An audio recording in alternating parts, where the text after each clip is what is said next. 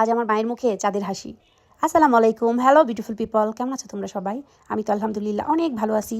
চলো আমার মায়ের মুখে আজকে চাঁদের হাসি কেন শেয়ার করি। আমরা সবাই আজকে আমার আব্বার বাসায় আসছি, অনেক দিন পরে সবাই একসাথে আসছি, অনেক দিন পরে। আমার দেবরের বিয়ের পর থেকে আব্বা বলতেছে তোরা সবাই আইসে একদিন বাসায় রান্না করে খা, আমার ভালো লাগবে। তাই সবাই একদম হুট করে চলে আসছে আব্বার এখানে। আব্বা আকাশকে বলছিল যে আকাশ মাছ ধরবানি পুকুরে।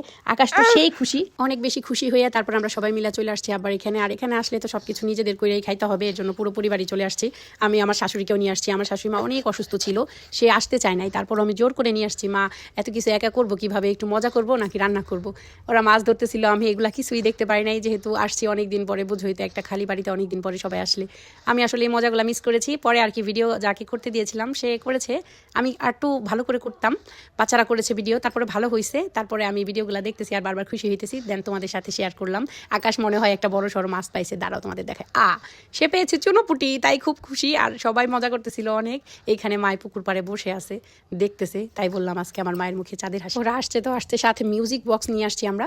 এই যে দেখো এখানে সাউন্ড সিস্টেম দিয়ে গান শুনতেছে। আর এই যে মাছ দেখো মাশাআল্লাহ কতগুলা পাইছে। আর এই যে দেখো মেহেদি তার ভাইস্তাকে একটা মাছ টাচ করাবে, বাট সে ধরবে না। ওই যে আমার মা বসে আছে রোদেলা। এখন আনাজ আব্দুল্লাহকে নিয়ে গেল, এখন এই মাছ কাটবো, দেন রান্না করবো, এরপরে খাবো। আব্বা অনেক সুন্দর করে এই খেউটা দিতেছিল, কিন্তু সুন্দর হয়ে পড়লো না। এখন আব্বা দেখি কি কি মাছ পায়, ওইটাও তোমাদের সাথে শেয়ার করাবো। শান্ত বেচারা মাছ ধরতেছে না, শুধু আব্বার সাথে মাছ ঢুকাইতেছে। এই বিষয়টা আমার এত ভালো লাগে। ছোটবেলা হইলে আমি এটা করতাম, বেশি মাছ ধরতে পারতাম না, ধরার জন্য চাইতাম কিন্তু ভয় পাইতাম। কিন্তু পরে যারা মারতো তাদের পেছন পেছনে ঘুরা ঘুরা আমাদের এই পুকুরের মাছ আমি টুকাইতাম হাড়ি ভইরা। ছোটবেলাটা খুব বেশি মনে পড়তেছিল। মানুষের সব দিন সব সময় একরকম যায় না, পরিবর্তন হয়। আমার মা নিজের হাতে কত কিছু করছে, আর সেই মানুষটা এখন অসুস্থ, তাদের খাবার রান্না করে দিতে হয় আমাদের। এই জিনিসটা ভাবলেই খারাপ লাগে। আল্লাহ চাইলে মানুষকে কি না করতে পারে। আমার মা এই হাত দিয়ে এত মানুষকে দান খরাত করছে, তাই ভাবি যে আল্লাহ যদি চায় তাহলে সব কিছুই সম্ভব। কখনো ভাবি নাই মায়ের সাথে এমন একটা ঘটনা ঘটবে। এই যে দেখো আকাশ আরেকটা মাছ পাইছে। এটাকে কি মাছ বলে বলো তো সবাই? এটাকে বলে কারবুনা, কার ফুজানো। এই যে দেখো এগুলা একদম লাল টকটকা হইতো আমার মেজু কাকাদের পুকুরে। শান্ত তো মাছ টুকাইয়া অনেক খুশি হইতেছে আমার মতো। আর রাতুল এই দিক দিয়ে কয়েকটা মাইরা হরণ হয়ে গেছে, এখন হাসতেছে, মানে আর মারবো না, আর ওরে ভিডিও করতে না করতেছে। আর এই দিক দিয়ে আমরা কি কি রান্না বসাইছি চলো তোমাদের সাথে শেয়ার করি। আমি এই রোস্টটা ভাজা ছাড়া রান্না করেছি, শুধুমাত্র মিল্ক, লিকুইড মিল্ক দিয়া। এটা একদিন তোমাদের সাথে অবশ্যই রেসিপি শেয়ার করব। এই রোস্ট খাইলে জীবনেও আমাকে ভুলবা না, বলবা আপু এটা কেমন রেসিপি দিলা। এটা অবশ্য আমি একজনকে দেখেই শিখছি। এটা হয়েছে আমি কিছুটা পেটুক কাপিলের মাকে দেখেছিলাম, আর কিছুটা নিজের মতো করে রান্না করেছি। আর এই যে আমার স্পেশাল ডিমের কারিটা, এটা আমি খুব ভালো করতে পারি।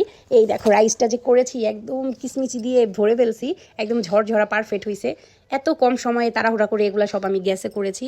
আর বাইরে আমার শাশুড়ি ভাত, শাক, ডাল এগুলো রান্না করতেছে। ডালটাও আমি ঘরে করেছি, সরি। এই দেখো রোস্টটা আমি সুন্দর করে ডেকোরেশন করে নিয়েছি। ডেকোরেশন করার জন্য এখানে আমি মিল্ক পাউডার, টোস্টের গুঁড়া আর পেঁয়াজের বেরেস্তা ইউজ করেছি। দেখো রাইসটা বাইরে নিচ্ছে। আর এই যে নতুন বই একটু লেট আসছে, তাকে মেজো আপু চিনি খাওয়াই দিতেছে, বড় আপু খাওয়াই দিবে। এগুলো যে আমি ভিডিও নিবে এরা পুরা জানে না, তাহলে মুড়া টুরা দিয়ে থাকতো। নতুন বউকে আমরা সবাই অনেক পছন্দ করেছি, ওর অনেক বিহেভিয়ার ভালো, সবাই ওরে ওয়েলকাম করতেছে। সানজুকেও আপু খাওয়াই দিতে বলতেছে তুই তো আমাদের বোন, তুইও খাওয়াই দে। তো ওয়েলকাম করলো নতুন বউকে আমাদের বাসায়। আর এই যে আমার শাশুড়ি মা মাছ ফ্রাই করে দিয়েছে, এটা আমি আকাশের জন্য সাজাইতেছি।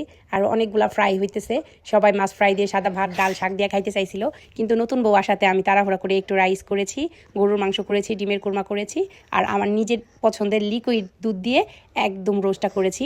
আর আমার শাশুড়ি মা এই যে ঝাল ঝাল মাছের কারি রান্না করছে। আইটেম করবো না অনেকগুলা হয়ে গেছে, কারণ আমরা অনেকগুলা মানুষ ছিলাম, হাতে হাতে কাজ করলে হয়ে যায়।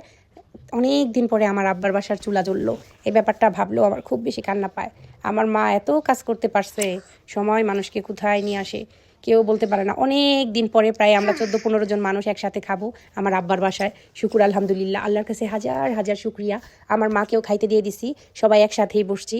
শুধু বড় আপু, আমি, আমার শাশুড়ি মা একটু লেট বসতে চাইছি, সবাইকে আমরা বাইরে দিতেছিলাম। আলহামদুলিল্লাহ আজকের দিনটা অনেক ভালো গেল আমাদের জন্য।